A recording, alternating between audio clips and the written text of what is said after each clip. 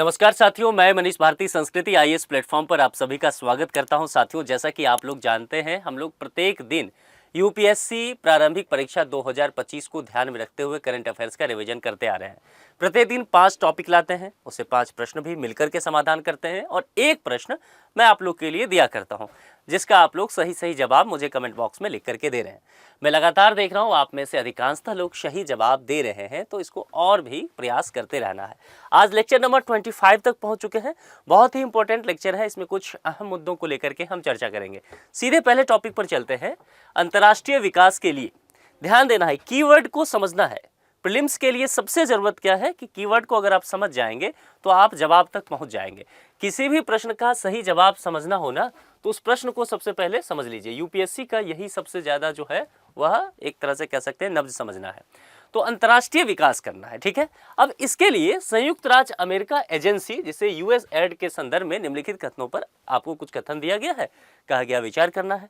और फिर यहाँ पर कहा गया सही है कौन से कथन। 2 कथन यहाँ पर आपको लिखा हुआ देख रहा है। यह अमेरिकी सरकार की अंतर्राष्ट्रीय मानवीय एवं विकास सहायता एजेंसी है, ठीक।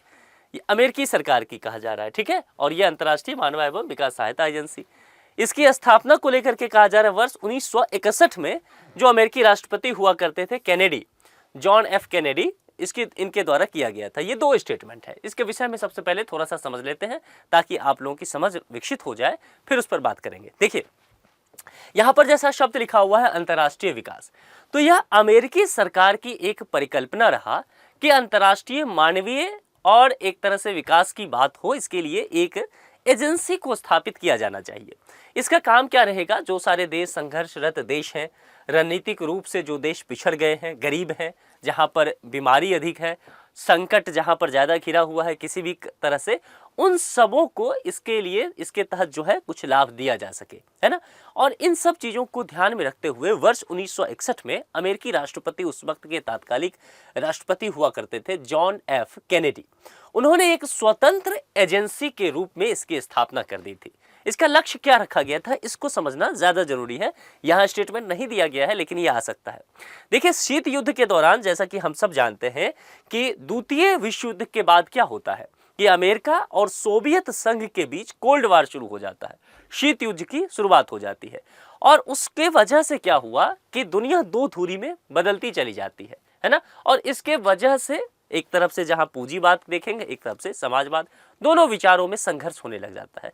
तो इसका लक्ष्य रखा गया कि शीत युद्ध के दौरान सोवियत प्रभाव जो बढ़ रहा है पूरी दुनिया में, उसका कैसे मुकाबला किया जाए और विभिन्न विदेशी सहायता के तौर तरीकों को लेकर के कार्यक्रम चलाए जाए। कुल मिलाकर के अगर आप देखेंगे तो अमेरिका का सीधे तौर पर मकसद इससे आपको ये नजर आएगा कि हमें सहायता देना है दुनिया भर के देशों को और कहीं ना कहीं अमेरिकी प्रभुत्व को बढ़ाना है। सोवियत संघ के प्रभाव में जो देश जा रहे हैं उनसे रोकना है, ठीक है। क्योंकि द्वितीय विश्व युद्ध के बाद बहुत सारे देश जो देखेंगे नव स्वतंत्र राष्ट्र थे, भारत भी एक था, हम भी सोवियत संघ के प्रभाव में गए थे। तो ये चीजें वहां पर अमेरिका के द्वारा ये सोचा गया, कैनेडी जो प्रेसिडेंट थे उन्होंने इस बात को लेकर के सोचा था, ठीक है। तो यहां पर देखेंगे पहला स्टेटमेंट कहता है यह अमेरिकी सरकार की अंतर्राष्ट्रीय मानवीय एवं विकास सहायता एजेंसी है। बिल्कुल बिल्कुल है। और इसकी स्थापना को लेकर के मैंने चर्चा किया। 2 फैक्ट है यहाँ पर, वर्ष 1961 ये भी सही है और राष्ट्रपति जॉन एफ कैनेडी थे, यह भी सही है। तो दोनों ही स्टेटमेंट सही हो गए और इस स्थिति में आपसे पूछा गया है कौन से कथन सही है। सी विकल्प में देखेंगे तो 1 और 2 दोनों सही हैं, हमें सी विकल्प के साथ चलना है। ये मामला समझ में आ गया ना, इंपॉर्टेंट टॉपिक है, ये चर्चा में रह रहा है अभी अखबारों में, इसीलिए मैं कह रहा हूं यहां से प्रश्न आ सकते हैं और इसको 4 स्टार डाल लीजिए। कई बार हम इन चीजों को स्किप करके चले जाते हैं, नहीं पढ़ते हैं और यहीं से प्रश्न आ जाता है, फिर सर पकड़ के बैठ जाते हैं, तो ये नहीं होना चाहिए। चलिए अब दूसरा मोस्ट इंपॉर्टेंट, इसको भी 3 स्टार डालिए, है ना। लगातार चर्चा में चल रहा है, सोशल इशूज का मुद्दा बना हुआ है आजकल। राजस्थान विधि विरुद्ध धर्म संपरिवर्तन प्रतिषेध विधेयक 2025। घबराना नहीं है बड़े बड़े शब्द देख करके, दरअसल ये कानून है जो धर्म परिवर्तन वगैरह को लेकर के बातें करते हैं, उसको लेकर के कुछ विधि बनाया गया, अभी बताऊंगा, ठीक है। इसके संदर्भ में कौन सा कथन सही नहीं है, सबसे महत्वपूर्ण बात यही, पुछल्ले शब्द को देखना है, ठीक है। 4 स्टेटमेंट यहां पर दिया गया है, इन सब चीजों को लेकर के चर्चा करेंगे। लेकिन सबसे पहले यहां पर जो विधेयक है उसको लेकर के चर्चा कर लेते हैं। क्या विधेयक का नाम है?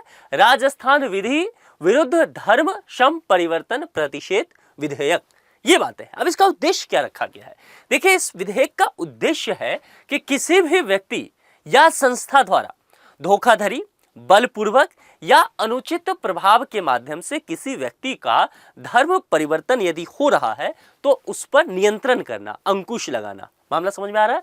देखेंगे अगर आप यहाँ विधेयक के नाम पर भी ध्यान देंगे तो आपको ये चीजें समझ में आ जाएगा। ठीक है, ये राजस्थान सरकार के द्वारा यहाँ पर किया गया है कि एक धर्म से दूसरे धर्म में अगर परिवर्तन करते हैं तो वह बलपूर्वक या प्रलोभन के द्वारा, इन सब चीजों के द्वारा ना हो। यदि ऐसा कुछ भी होता है तो यह भी अधिकार दिया गया है इसके तहत कि जो रक्त संबंधी हैं यानी कि ब्लड रिलेटिव्स हैं वह FIR दर्ज करा सकते हैं।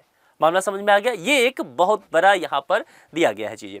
दूसरी बात, यहाँ पर एक चीज यह भी दिया गया है कि धर्मांतरण करने वाले कोई भी व्यक्ति अगर इच्छुक हैं तो उन्हें जिला मजिस्ट्रेट के सम्मुख कम से कम 60 दिन पूर्व इसकी सूचना देनी होगी कि वह अपने मन से धर्म परिवर्तन कर रहे हैं, उन पर किसी तरह का दबाव नहीं है, अनुचित प्रभाव नहीं है, प्रलोभन नहीं दिया गया है, बल का प्रभाव नहीं किया गया है, वह जो है स्वतः स्व इच्छा से अपना काम कर रहे हैं। ठीक है, ये चीजें कुछ मुख्य बातें हैं। अब जरा यहां पर देख लेते हैं।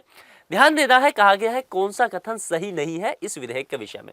यह विधेयक मुख्य रूप से रक्त संबंधियों, ब्लड रिलेटिव्स को FIR दर्ज कराने का अधिकार देता है। मैंने कहा था आपको ये सही है, तो ये सही है यानी कि ये जवाब नहीं हुआ। सही नहीं यानी कि रिकॉर्ड कीजिए, क्या मतलब हुआ? गलत।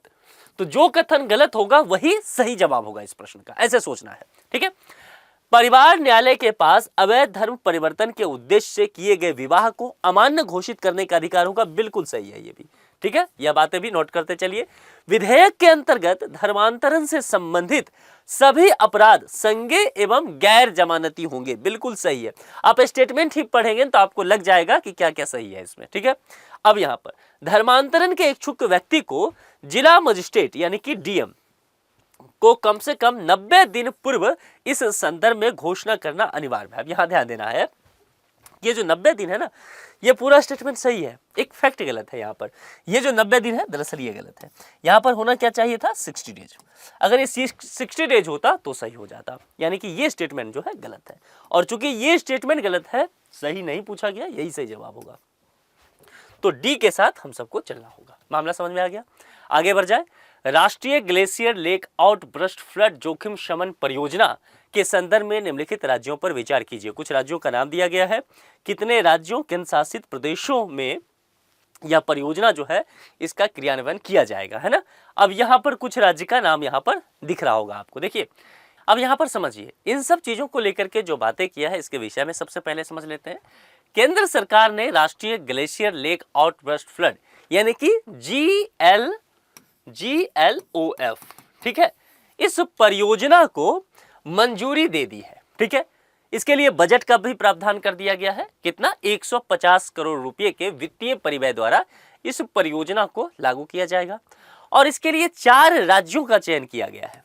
ध्यान देना है, 4 राज्य इसमें महत्वपूर्ण होने वाले हैं। ठीक है, अब इस 4 राज्यों में देखेंगे तो यहाँ 6 नाम है, यही मुख्य है। इसमें अरुणाचल प्रदेश शामिल किया गया है। 4 राज्य का यहाँ पर नाम लिख देता हूँ। अरुणाचल प्रदेश, ठीक है, जो कि नॉर्थ ईस्ट में पड़ जाता है। इसके अलावा हिमाचल प्रदेश इसमें शामिल है, पहाड़ी राज्य है। इसके अलावा उत्तराखंड भी शामिल है, यह भी पहाड़ी राज्य है। और सिक्किम को भी लेकर के यहाँ पर हम बात करेंगे, ठीक है, जो कि नॉर्थ ईस्ट में पड़ता है। यानी कि अरुणाचल प्रदेश इसका हिस्सा है, हिमाचल प्रदेश हिस्सा है, सिक्किम हिस्सा है, उत्तराखंड है, जम्मू कश्मीर और लद्दाख ये नहीं है। कुल मिलाकर के एक चीज और देखिए यहाँ पर कि अरुणाचल प्रदेश पूर्ण राज्य है, हिमाचल प्रदेश पूर्ण राज्य है, सिक्किम पूर्ण राज्य है, उत्तराखंड भी पूर्ण राज्य है, जम्मू कश्मीर यूटी है और लद्दाख जो है यूटी है। यानी कि ध्यान देना है, अगर कंफ्यूजन कभी हो और इस तरह से कोई केंद्र शासित प्रदेश विकल्प में डाल दे तो आपको ये सोचना है कि इसके तहत जिन 4 राज्यों में काम होना है वो सभी पूर्ण राज्य होंगे, केंद्र शासित प्रदेश उसमें एक भी नहीं है। ठीक है, और दूसरी बात ध्यान देना है कि इसमें चाहे देखेंगे यहाँ पर अरुणाचल प्रदेश और हिमाचल प्रदेश, उत्तराखंड, सिक्किम, तो हिमाचल और उत्तराखंड जो है यह आपको नजर आएगा कि ये दोनों जो है पहाड़ी ऊपर से उत्तर से, और ये दोनों जो है नॉर्थ ईस्ट का आपको दिखेगा। मामला समझ में आ रहा है? इस तरह से आप पहुंच पाएंगे तक। जवाब तक तो 4 राज्य हो गया था सही, 2 गलत हुआ 6 में, तो केवल 4 यानी कि बी विकल्प के साथ हम लोग चलते नजर आएंगे। मामला समझ में आ रहा है? ये इंपॉर्टेंट है, ध्यान रखिएगा। क्षुद्र ग्रह के संदर्भ में निम्नलिखित कथनों पर विचार कीजिए। सही है पूछा गया है और कहा गया है कि कौन सा कथन सही है, आप बस इतना बता दीजिए। देखिए सबसे पहले क्षुद्र ग्रह के विषय में समझ लेते हैं। क्षुद्र ग्रह क्या होता है? सूर्य की परिक्रमा करने वाली चट्टानी पिंड होते हैं, है ना, जो ग्रहों की तुलना में देखेंगे तो छोटे होते हैं। इसीलिए इन्हें जो है क्षुद्र ग्रहों को क्या कहा जाता है? हिंदी में क्या कहते हैं? पढ़ा होगा आपने ये सब चीजें। लघु ग्रह कहा जाता है ना। मैंने क्या कहा कि ये भी सूर्य की परिक्रमा करते हैं, एक चट्टानी पिंड ही होते हैं, लेकिन ग्रहों की तुलना में ये छोटे होते हैं, तो इन्हें लघु ग्रह हमने कर दिया। और इसका नामांकन किसके द्वारा किया गया? तो अंतर्राष्ट्रीय खगोल संघ यानी कि IAU, ठीक है, अंतर्राष्ट्रीय खगोल संघ के द्वारा किया जाता है। और यह जो है एक निर्माणकारी तत्वों के अवशेष के रूप में कह सकते हैं, जिसमें जल की बात करेंगे, चाहे वो कार्बनिक तत्व की बात करेंगे, धातु, ये सारे संसाधन इसमें निहित होते हैं। और अधिकांशतः क्षुद्र ग्रह जो है मुख्यतः अगर देखा जाए तो मंगल और बृहस्पति की कक्षाओं में पाए जाते हैं। इतना चीजें आपको ध्यान रखना है। अब इस पर आते हैं। यह ग्रह जो है निर्माणकारी तत्वों के अवशेष है। अभी हमने चर्चा किया था निर्माणकारी तत्वों के अवशेष में, जिसने हमने जल की चर्चा किया, हमने कार्बनिक तत्व की चर्चा किया और हमने कहा कि धातु आदि संसाधन से निहित होते हैं, यानी कि ये सही है। फिर हमने देखा दूसरा स्टेटमेंट कहता है अधिकांशतः क्षुद्र ग्रह मुख्यतः मंगल और बृहस्पति की कक्षाओं के बीच पाए जाते हैं, यानी कि ये भी ठीक है। तो दोनों ही स्टेटमेंट देखेंगे इस संदर्भ में सही है। कौन सा कथन सही है? 1 और 2 दोनों सही है। तो सी विकल्प के साथ हम लोग को चलना है। ये मामला सही आ गया समझ में? आगे बढ़ जाए। अब यहाँ पर 5वें प्रश्न पर, मखानों के उत्पादन, प्रसंस्करण और विपणन में सुधार लाने के लिए मखाना बोर्ड किस राज्य में स्थापित किया जाएगा? इसको सबसे पहले थोड़ा सा समझ लेते हैं, फिर इस पर जाते हैं। अभी हाल ही में केंद्रीय बजट 2025-26 पेश किया गया वित्त मंत्री निर्मला सीतारमण जी के द्वारा 1 फरवरी को, ठीक है। और उसमें यह बात किया गया कि मखाना बोर्ड की स्थापना की जाएगी और इसका उद्देश्य क्या रहेगा? ये उद्देश्य है मखाना के उत्पादन, प्रसंस्करण और विपणन को लेकर के, ठीक है। मखाना एक बहुत ही जो है उपयोगी पदार्थ है और बहुत ही पौष्टिक है। समझिए, दुनिया में पूरे विश्व में जो मखाना का उत्पादन होता है उसमें से 90% जो मखाना जाता है वह इंडिया से, है ना। इंडिया से ही 90% मखाना जो है वह निर्यात किया जाता है। और इंडिया में जो मखाना का उत्पादन होता है उसमें से 90% जो है वह कहां से होता है? मिथिला से। और ये मिथिला कहां पड़ता है? बिहार में, ठीक है। तो अब सोच के देखिए, यहां पर बिहार में जो गंगा के उत्तरी मैदान पे आप जाएंगे, आपने ज्योग्राफी पढ़ा होगा, उसमें जो एरिया पड़ता है, जिसमें आप दरभंगा जानते हैं, सीतामढ़ी जानते हैं, मधुबनी जानते हैं, समस्तीपुर का कुछ हिस्सा जानते हैं, मुजफ्फरपुर का, उसके बाद सहरसा, सुपौल, पूर्णिया, किशनगंज, ये वाला जो पूरा हिस्सा है, यहाँ पर मखाना की खेती की जाती है। तो जाहिर सी बात है मखाना बोर्ड की स्थापना की बात कहाँ पर किया जाएगा? बिहार में, ठीक है। अभी यह तय नहीं हुआ है किस डिस्ट्रिक्ट में, लेकिन उम्मीद लगा के चला जा रहा है कि बिहार के जो मिथिला क्षेत्र है वहीं पर इसका गठन किया जाएगा। तो बताइए यहाँ पर जो है सही जवाब क्या हो जाएगा? किस राज्य में आपसे पूछा गया है, सही जवाब क्या? बिहार में हो गया। अच्छा, एक काम करते हैं, हालांकि अभी तय नहीं है, लेकिन यहाँ पर गलती से मान लेते हैं यूपीएससी आपको थोड़ा सा अचरज में डालना चाहे, क्षेत्र लिख दे, राजस्थान क्षेत्र, उत्तर प्रदेश, पश्चिम बंगाल, और बिहार ना लिख के मिथिला क्षेत्र लिख दे, तो मिथिला क्षेत्र पर टिक मार दीजिएगा। कहने का मतलब है तब ये नहीं ढूंढना है कि अरे बिहार तो है ही नहीं, विकल्प प्रश्न गलत हो गया, नहीं। यूपीएससी के द्वारा ये कहा जाता है कि मोस्ट सुटेबल आंसर जो है ना उस तक आप पहुंचिए, तो उसमें फिर मिथिला क्षेत्र के साथ जाएगा। बिहार विकल्प में रहेगा तो बिहार मार देना है, ठीक है। यानी कि ये जो प्रश्न है इसको इस बार के लिए 5 स्टार लगाइए। दूसरी बात, बजट को अच्छे से पढ़िएगा और बजट में बिहार के लिए बहुत सारे प्रावधान किए गए हैं, तो वो सारी चीजें आपको पढ़ के जाना है, क्योंकि वहां से प्रश्न रह सकता है। और आज का जो प्रश्न आपको जिसका जवाब देना ये रहा, मुगल कालीन चित्रकार अकारिजा और कौन? विशन दास को किस शासक का संरक्षण प्राप्त था? अकबर, जहांगीर, शाहजहां या फिर औरंगजेब? आप जानते हैं, आपने पढ़ा है। तो 4 में से कोई एक सही होगा, उसका जवाब आप कमेंट बॉक्स में लिख के देते चलिए, ठीक है। तो आज के लिए इतना ही। अपना बेहद ख्याल रखिए। बहुत बहुत शुक्रिया। Thank you so much.